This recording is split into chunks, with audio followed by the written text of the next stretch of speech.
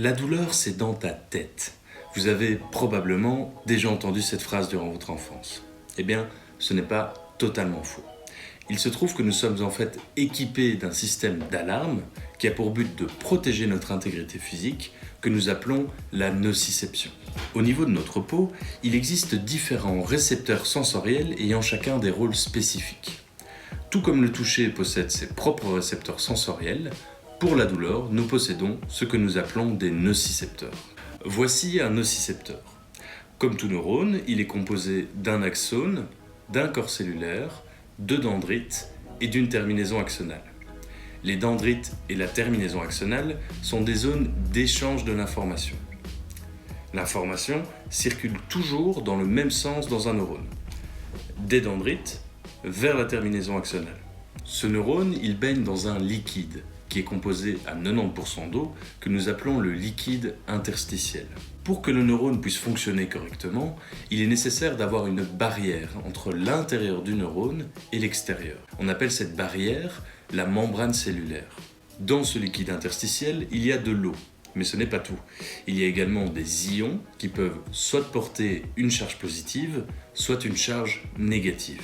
À l'intérieur du neurone, la composition est différente, c'est-à-dire que les charges électriques présentes à l'intérieur du neurone ne sont pas les mêmes que celles présentes à l'extérieur. Au repos, si l'on regarde la membrane cellulaire des nocicepteurs, on peut observer que l'intérieur du neurone est plus négatif que l'extérieur. On appelle cela une différence de potentiel. Revenons maintenant à la douleur. Pourquoi dans certains cas nous avons mal et d'autres pas? Prenons l'exemple d'un coup de marteau.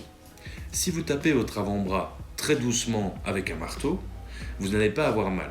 En revanche, vous allez sentir que le marteau touche votre bras. Si vous augmentez progressivement la force avec laquelle vous frappez votre avant-bras, vous allez non seulement sentir que le marteau touche votre avant-bras, mais vous allez également avoir mal.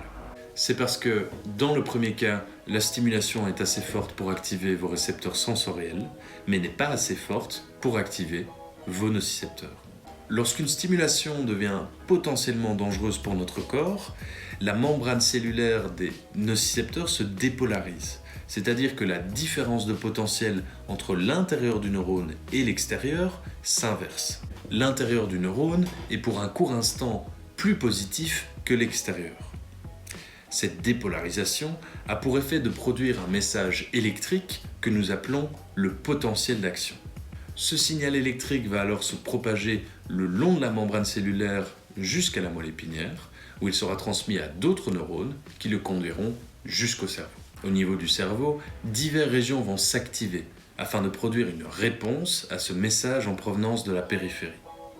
Ces régions sont appelées la neuromatrice. La neuromatrice va alors analyser une multitude d'informations afin de produire la réponse la plus appropriée selon le contexte et les informations disponibles. Elle va non seulement décider si le message reçu doit être interprété comme de la douleur ou non, mais peut également décider de produire d'autres réponses, comme par exemple un mouvement, un réflexe ou encore activer la sécrétion d'hormones de stress. Pour résumer, la douleur c'est bel et bien dans la tête, car c'est là que le message nociceptif peut potentiellement devenir de la douleur, mais ce n'est pas pour autant que celle-ci n'est pas réelle ou uniquement psychologique. Merci d'avoir regardé cette vidéo, j'espère qu'elle vous aura plu et je vous retrouve très vite pour une nouvelle vidéo sur la douleur.